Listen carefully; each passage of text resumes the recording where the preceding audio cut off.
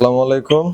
আখি এগ্রো খামার থেকে আমি ওবায়দুল আবার আসলাম নতুন একটি ভিডিও নিয়ে। টার্কি মুরগির ভিডিও। দেখেন অল্প জায়গাতে খাঁচার মধ্যে টার্কি মুরগি পালন করা যায়। মুরগিগুলো আজকে আমি খাঁচায় নিয়ে আসছি। এখানে 40টা 20টা টার্কি মুরগি আছে। এই দেখেন আমার খাঁচাটা কত বড়।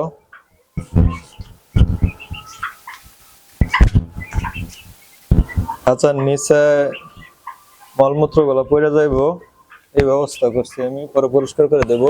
দেখেন আমি তুষ বিছাইয়ে দিছি যাতে তুষের উপরে পড়ে, তারপরে শুকনো হয়ে গেলে আমি তুলে নিতে পারবো। এখানে খাবার পাতিলটা আমি ঝুলাইয়া দিছি, ঝুলাইয়া দিয়ে আবার এখানে লাঠি বাইদা দিছি, দেখেন যাতে খাওয়ার সময় যাতে না নড়াচড়া করে। আপনারা চাইলে এইভাবে অল্প জায়গাতে বাসা বাড়ির ভিতরে খাঁচার মধ্যে টার্কি মুরগি পালন করতে পারেন। এটা আমার 1 মাস বয়সী টার্কি মুরগির বাচ্চা।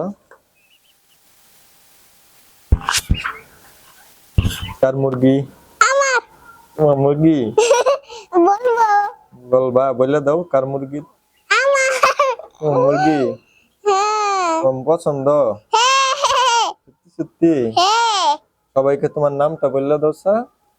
আমার নাম জান্নাতুল মাওয়া। এইগুলো আমার মেয়ের সবগুলা টার্কি মুরগি। আবার এই যে এখানে দেখেন আর বড় টার্কি মুরগি গুলো আছে। তোমার বড় টার্কি মুরগি আর ছোট টার্কি মুরগি। এই যে মাচার উপরে বসে রয়েছে সবগুলা। না দেখো তুমি ছবি তুলবা। একটা নিচে আছে, এখানে মাচার উপরে সবগুলা বসে থাকে। এই দেখি লড়ে না। এখানে আছে দেশি মুরগি খাঁচার ভিতরে, আরো মুরগি আনার চিন্তা ভাবনা আছে। দেখি মুরগি আনবো, 3 তলার কাজ ধরবো, 3 তলার কাজ, এই জন্য মুরগি আনতেছি না। 4 তলার উপরে আমার খামারটা আবার করবো নতুন করে। বন্ধুরা আজকে এই পর্যন্তই। আপনারা কমেন্ট করে জানাবেন আমার মুরগির বাচ্চাগুলো কিরকম হলো, জায়গাটা কিরকম হলো, ঘরটা কিরকম হলো।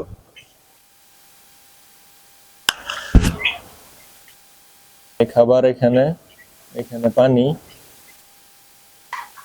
এই পর্যন্ত বন্ধুরা, সবাই ভালো থাকবেন, সুস্থ থাকবেন। পরবর্তীতে আবার নতুন একটি ভিডিও নিয়ে আসবো, কি করি না করি। এই পর্যন্ত সবাই ভালো থাকবেন।